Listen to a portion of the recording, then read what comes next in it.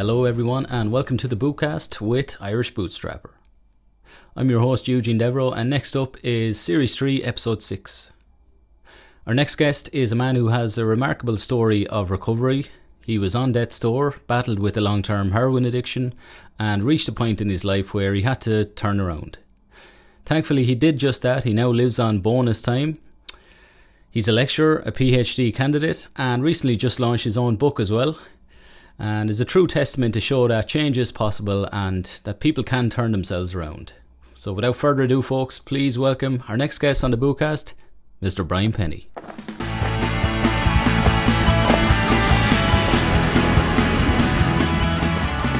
Brian, thanks for coming on the show. Thanks for having me, Eugene. Delighted to be here. You're welcome. Super. Delighted to talk to you. So much to talk about today. So I suppose we'll start off with kind of what you're doing with yourself now and kind of what's your life all about at the moment. What my life is all about at the moment. So I suppose the big one for me, Eugene, would have been I just released my memoir. So my memoir was released on the 27th of March, and so my life. For anyone that doesn't know my story, I was a heroin addict for 15 years. And chronic heroin addict for 15 years. I got clean nearly 7 years ago and I've gone into academia and a speaking career and stuff like that as well. And right now, then I wrote my memoir and that was released on the 27th of March. But it was released in the middle of COVID-19 and there was a lot of problems around that. But it's funny, I found myself just smiling at my ability to let go of what I couldn't control. And over the last 8 weeks now, I'd say, I've really doubled down on online talks and schools, colleges, corporates as well. So that's really what I've been doing for the last while. And I suppose I have a lot of big plans now for, I have to finish the PhD. I'm doing a PhD. I have a year left of that now to go. And I'm just really focusing more on my corporate speaking career and really just getting that up and running. So that's where I'm at right now. Brilliant.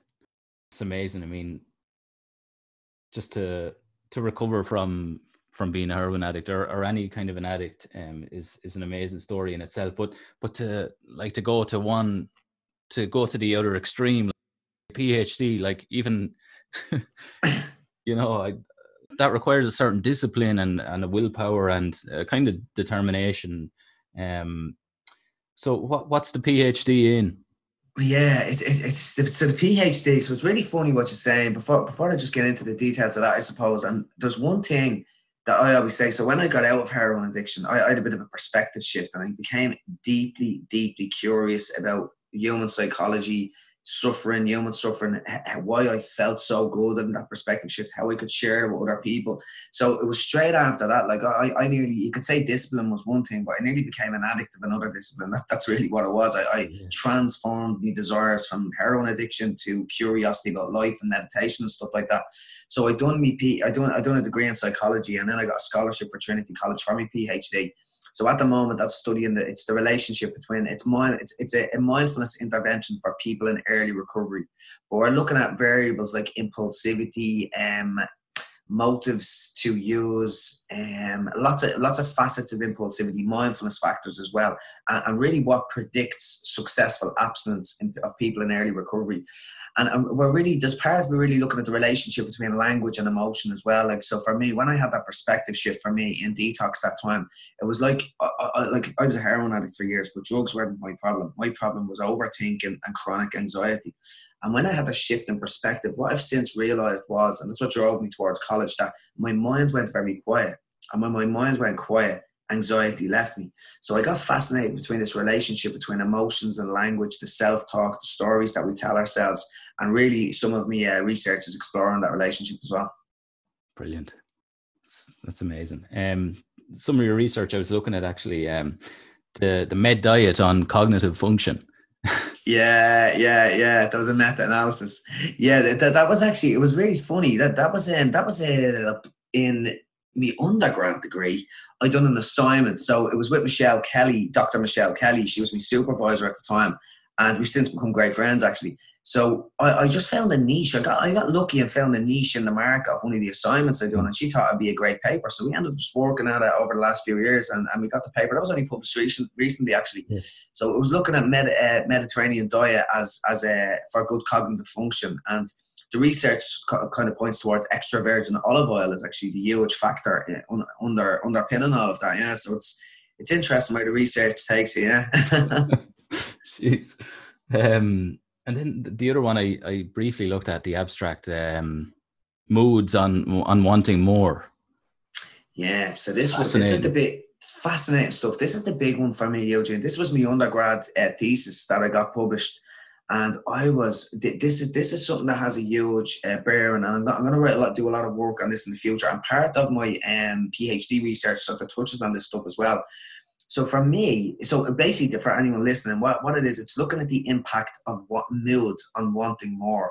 So a lay way of talking about that, like people in COVID-19, they feel a bit stressed, low mood, they want more food to get away from their feelings. People feel crap, they go shopping to get away from their feelings. And the more you get, the better you feel. For me, it was drugs. For other people, it's alcohol. Want more, feel better. And I really wanted to explore this relationship between wanting more and addiction. So what I done was I induced people into a positive, neutral and negative mood. And what we found was through neuropsychological testing, like a reaction time measure, was that people that in a negative mood wanted more than people in a neutral mood. So it just shows you it's like try to escape from the present moment, and you will do something that's reinforcing in that moment. So I think it's a really big topic. I remember reading an Eckhart Tolle book, Stillness Speaks, and I think it was a Bible of mine. And I think I remember page 28, and I remember reading it a year later saying, well, that's where I got that idea from. And it's the ego wanting more to escape the present moment. And I think there's something really in that, yeah. Jeez, yeah. And especially now, like, as you say, with COVID-19, and like it was it flipped everybody's life on its head. And, all of a sudden people are in this new norm, and maybe they were looking outwardly to get their kicks, like. Yeah. That's it. Alcohol would be the big one. Food would be the big one. And we don't know the impact it's had. It's only when we get out of the aftermath of this where we're really going to see how much of an impact it's had on people. Some people went the other way and they're over-exercising, which is great. Like if you're going to exercise, you're not over-exercising. Some people have gotten really fit through this as well. So it depends what your voice is, what your crutch within these times, I think it's a quote it could be from Henry Ford or something.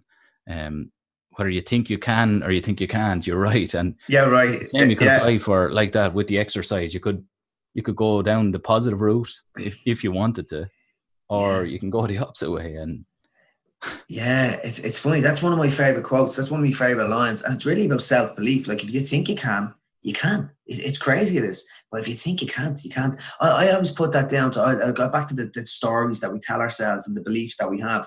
And my story as a child was, and growing up, I got a lot of trauma in my early life and growing up with anxiety. And it was like, and as I got into addiction, my story was, I cannot cope with anxiety. I need heroin to survive. Yeah. So I thought I couldn't, and I couldn't. But my new story today is I'm the happiest person I know. Adversity doesn't stop me. It fuels my ability to thrive.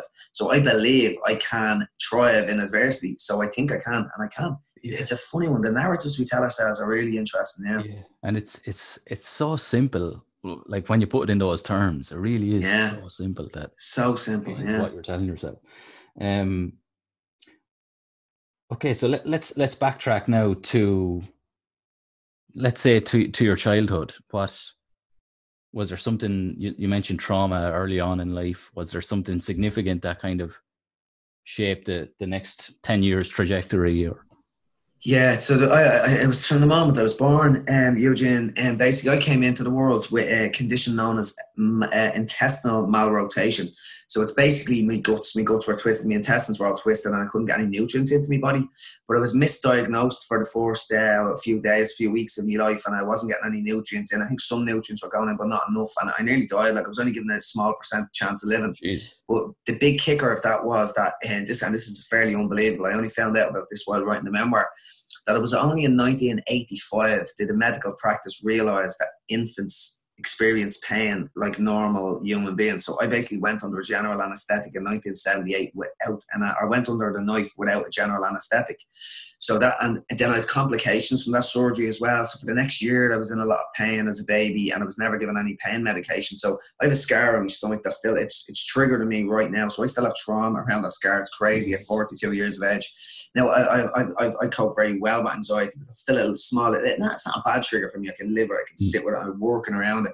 But I had a lot of trauma there, and I believe that sort of primed me for a life of anxiety. Now, I came in, it was a lot of alcohol in my home as well, and I was a very worrisome kid. I was always worrying about my parents drink driving and they were going to die, and I have a lot of horrible memories of sitting at my bedroom window for hours waiting for them to come home. So I was just a very anxious kid, and I always say that, like, drugs were not my problem, anxiety was my problem. And I grew up in a pretty disadvantaged area as well, and at 14 everyone was doing drugs. Even though I was mad at the football, I ended up trying drugs, and I got into taking all kinds of drugs. But at 17, which I always say, I was never given an anesthetic as a kid, and I had trauma, and I had anxiety. At 17, I tried heroin. And I'll never, in my memoir, the third chapter is called Falling in Love, and it's about my first night down heroin. I found the anesthetic that I was craving all them years, and that was just game over for me. And that was the start of the spiral, already. Wow. Yeah, it's crazy. And from that first time, you know, we hear a lot about heroin is the most addictive drug, or like there's nothing like your first hit from it or whatever. Like, were you kind of, did you feel addicted after the first time? Like, did you think, right, this is a new? Yeah, 100%. And in that chapter, I remember what I recall. It was like, so it depends. Heroin is obviously a highly, highly addictive drug. But if you are someone that's highly anxious, it will become even more addictive because the comparison to your former self. Right. So I remember, I describe it in that chapter, and I just remember doing it. It was like a soft, warm blanket being wrapped around my soul. It was like protecting me. And it was I even think back in it, it was like it was whispering to me, just saying, keep me close and I will have your back. Everything will be okay. But the funny thing was, we were only going to do heroin once. Like, we were mad at the Jim Morrison, and at the time, and I said I was thinking I was going to go on and have a good life. I was good in school and stuff like that. But I remember after doing heroin, I described it as, it was like nirvana on earth. It was like, where has this been all my life? So it wasn't until I was 20 that I actually got fully addicted to heroin. Like, so I'd done it probably once every 2 weeks, once a week for a long time. I was never going to be a real addict. I was too good for that. But then I had a panic attack then when I was 20 from doing other drugs and messing around with other things. And then I was getting addicted to heroin at that stage. But once I was 20, I remember going to the doctor and looking for medication for a panic attack. And he was saying, he gave me some medication, benzodiazepines, Valium, but then he says you can't have these all the time. And I was working at that stage, and I was just really struggling with anxiety. And I remember when the doctor said he couldn't give me drugs, he gave me a book to work on. I'm not blaming him. I needed therapy, I do believe, which I wouldn't have gone for anyway at the time. I don't think I wasn't strong enough. But I remember just making the decision, right, I need to do heroin then to medicate myself. I have to do this myself. And it was pretty much then that I became fully addicted to heroin. Jeez, at 20. At 20, yeah. At 20, yeah. Yeah. I was physically addicted at 20. And then I think it was 2 years after that, then there was a big heroin drought in Ireland. And I had my first bad sickness from just dying sick. Like, I was a functional, a lot of people don't realise that. They think it was stereotypical addict, but I was a functional addict for most of my addiction. But I think it would have been when I was about 22 years of age, it was the first time that there was no heroin on the streets. And I couldn't go to work for 2 weeks. I was dying sick. I had a horrible experience. So then after that, I went on a methadone program. So I still took heroin every day after that as well. Methadone programs don't work. But it was then that I became a registered heroin addict with the government. So I was that for about 12 years. I was a registered addict as well. When did you reach was there one pivotal kind of rock bottom during that addiction span, or was there multiple times when you kind of thought, okay, I'm going to die, or I have to turn it around somehow? Yeah, no, there was really only one moment for me, Eugene, and that was the prologue of my book. So I'm in my kitchen right now of the house where I was in addiction, and the prologue of that book basically starts with the moment that changed my life. And I don't call it, I call it the most painful night of my life, but it was also the most important night of my life. Yeah. And I was saying there I was a functional addict for a long time. So I functioned for a very long time, but in the end, I stopped functioning. I lost my job, I lost my health, I lost my mind. I sort of went into psychosis, and I lost every important relationship in my life. And that was in August 2013, and I'd lost everything. And I remember saying, right, I've no way of earning money. I looked like, I don't know if you've seen the pictures of me before and after addiction. Like, I was dying. I was dying, literally dying. And I remember saying, right, I have to get clean. I have to do something different here. I have to try to get clean. I says, right, I'll go into a detox facility. I want to try to do this. And I went to my methadone clinic to ask how can I get into a detox facility, and it turned out that I was too much of a health risk for detox because I had too many drugs in my system. I could have waited 8 weeks for Cumber, some other place to take me in, but huge waiting lists. And I just says here, look, it was the benzodiazepine that were the problem in my system. The other drugs were okay. So what they said was, right, look, wait for them to come out of your system and then we'll get you in. But it would take 4 weeks for them to come out of my system, or 3 weeks. And I knew that through experience. So I was told to wean off them, but I just says, no, I need to get off these now. So I says, right, I'm going to do a home detox from the benzos. And I done that. And then 2 days into the home detox in this house, and was, as I say, not only the most painful night in life, it was the most important. And I woke up in my sitting room floor and basically with blood all over the place. My face stuck to the floor, blood everywhere. And what actually happened, I had a grand mal convulsive seizure. So a seizure is what happens when every neuron in your brain fires at the same time and your whole body convulses. And I'd actually driven my teeth down the centre of my tongue and pierced my tongue, and that's where the blood was coming from. And my brother came into the room. He thought I was dead. Rang my family. He says, I think Brian's dead, because they knew I was going through detox, and he see me lying on the floor with blood everywhere.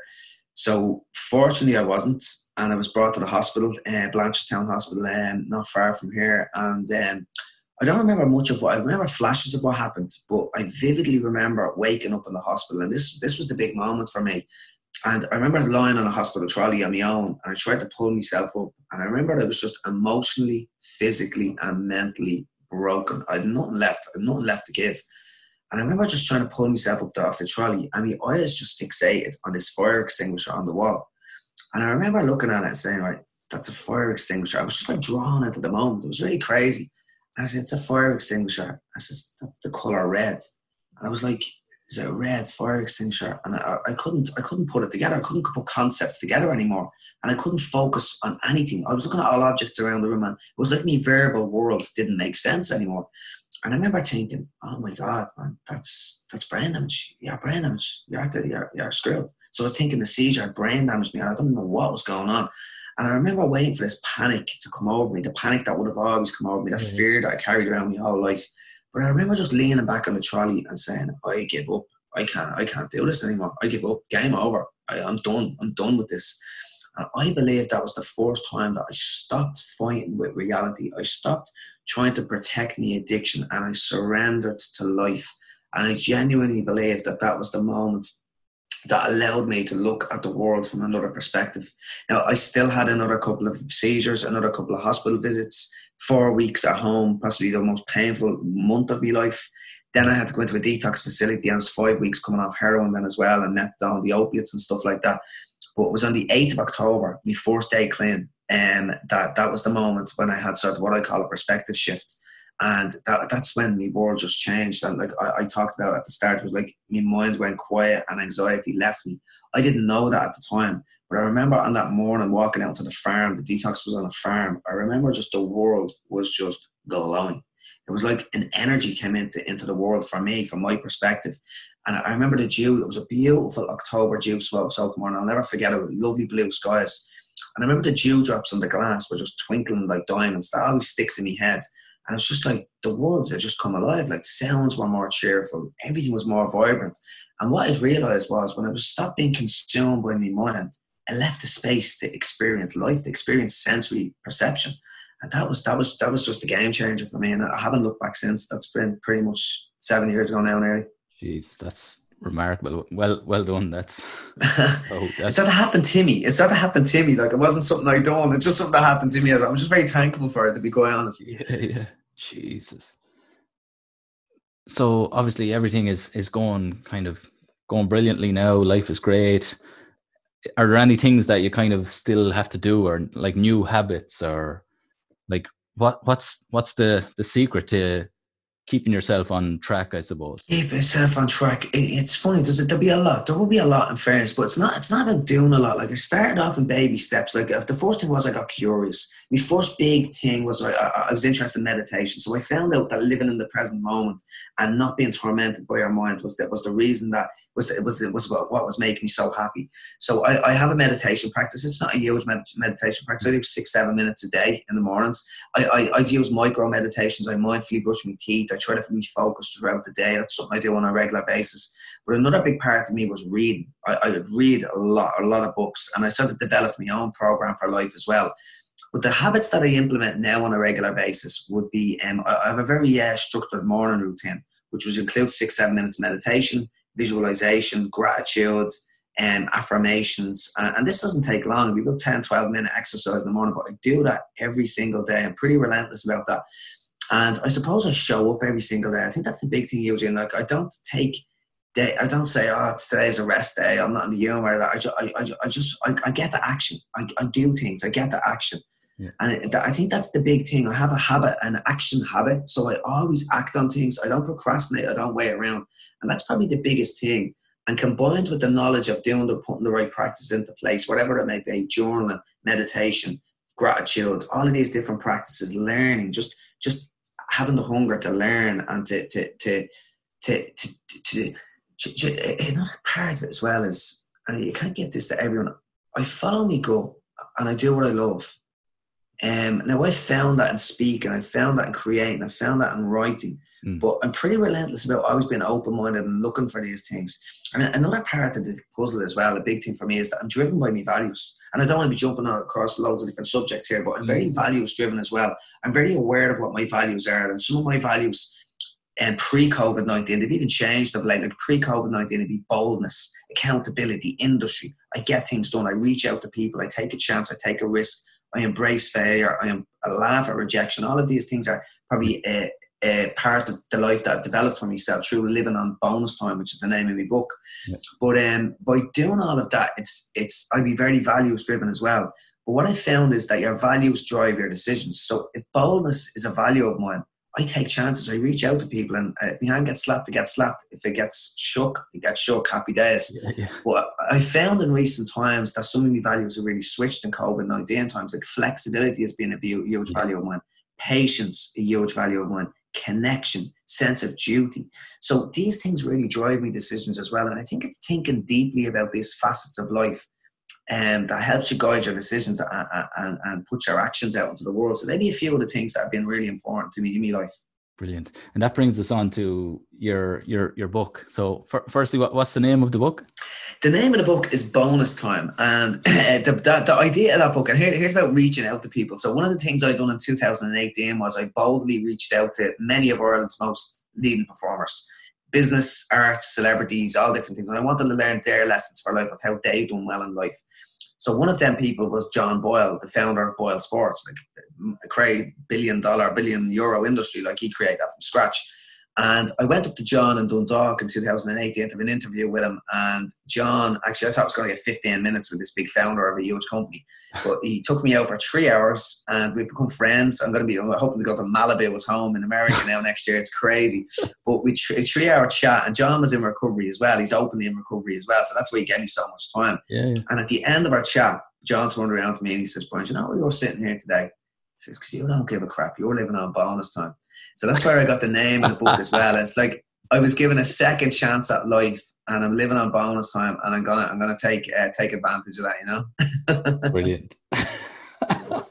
That's class. It was crazy. It was a nice little anecdotal story then as well. Yeah. Yeah. I saw one of your videos on your website, just in relation to the book launch itself. Okay. Yeah. So there was a couple of delays with that, but you kind of turned them on their head, and now it's working out. Yeah, that was the one. So that was the big video around focusing on what you cannot control. Because I was supposed to be on the Ryan Tuberty show. I was supposed to on Ireland AM for the whole book launch, but not. So that was the 27th of March. But not only did the TV PR campaign get cancelled, all of my books got trapped in the shops, in the warehouse. So they couldn't even sell any books. But I literally found myself smiling at my ability. I was smiling at my ability to let go of what was outside of my control. And I was saying, wow, this is amazing. I've internalized that. I'm really living the book. And I was happier than selling the book or getting on these shows, because that's what's important to me. And I suppose at the time of COVID-19, I was looking at the bigger picture. People could die, people get hurt. So I really just focused on what I could control, which was my reaction to the situation. And I started doing online talks. I started reaching out to me former skills, colleges, stuff like that. And I've just been trying to give back and help other people. And what came from that was that I didn't even think about at the time, that people were wanted to buy the book. They wanted to learn more about it as well. So we end up selling more books. The book's getting traction now, which is great, and getting great feedback as well. I had a lot of radio slots as well, and it seems to be going down really well. So I'm delighted with that. I'm really happy with that, I have to say. Yeah. I'll have to order one. I'm waiting on 5 books. Oh yeah, that's me. Yeah, addicted gone to mad books into still. reading the last couple of months. Yeah, what would be your favourite? Oh, Any favourites? At the moment, Atomic Habits. He's always my big book last year. James Clear, he's amazing. He is amazing. Yeah, total perspective change, and it's written very simply and easy to understand. And he went into the depth of the science of behavior analysis. Like he explains that so well. It's brilliant. Yeah. So I'm about 40 pages into that, and just finished off Shoe Dog by Phil Knight, the founder of Nike. So an amazing story as well of the ups and downs of launching Nike back in the 60s and 70s. Like crazy. Sounds fascinating. So I suppose if people wanted to reach out to you, Brian, or get in touch or buy the book, how can they do that? Yeah, so the best place to get me, Eugene, would be my website. So it's www.brianpennie.com. Pennie with a Pennie. And once you go, I'm on LinkedIn, Instagram, Twitter. I'm on all across platforms, every bloody platform I'm on. And you can also get me book there as well. So there's a book section there as well if you want to get the book. It's on Audible. It's on ebook, Amazon, all on Easton's, all the different channels. So everything, all my videos, my blog as well, everything's on the website. It's definitely the best place to get me. Super. Brian, just before we go, would you have any kind of top tip for anyone who might be struggling now at the moment with COVID-19 or just life in general? Yeah, I think a lot of my work always comes back to, like, a lot of people think my book is about addiction, and it's not. It's about self-deception. And what I used to say was, I was a black belt in self-deception, and I could cross any boundary, take any action by telling myself a lie and believing it. Like, we are the liars we tell ourselves and believe. So we've got to be really, really conscious of our self-talk and that internal chatter and the narrative that directs our actions. So what I would say to anybody is just to keep a watchful eye of what are the stories you're telling yourself. Because if you say you can't cope, you won't be able to cope. If you say you're anxious or COVID-19 is making you feel that way, you're giving away control. So be very, very careful of that language that you're using. I often say, what's the point was a thing in lockdown? What's the point in doing this? What's the point in doing that? That's a very reactive kind of way. So what I would say to people is observe that inner chatter and try to change your internal narrative. Try to change your story to something more proactive. And a simple way of looking at this, like something like, why me? If something happens, why me? Flip that on its head. What can I do about this? Direct yourself towards action. And what I would say is as well is, like, people usually read books, New Year's resolutions, and take these big huge steps. I want to say to people is take baby steps, but be consistent. Consistency is the holy grail. You will build up momentum, and it's not sexy, it's not fashionable, but that's where the goats are. That's where the real stuff happens, is in our consistent actions. Super. Brian Pennie, you've been an inspiration, remarkable story. Well done on everything that you've done to date and that you're about to do in the future. Thanks for coming on the show, and mind yourself. Hope to meet you someday. Delighted to be here, Eugene. Thanks a lot. Cheers. Bye-bye. Thanks, Brian. Bye-bye. Bye-bye. Bye.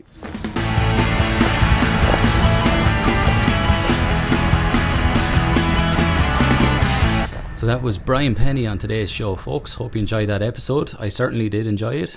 Make sure to check out Brian's website. That's brianpennie.com, Pennie.com, and his book again is Bonus Time. Make sure to grab a copy.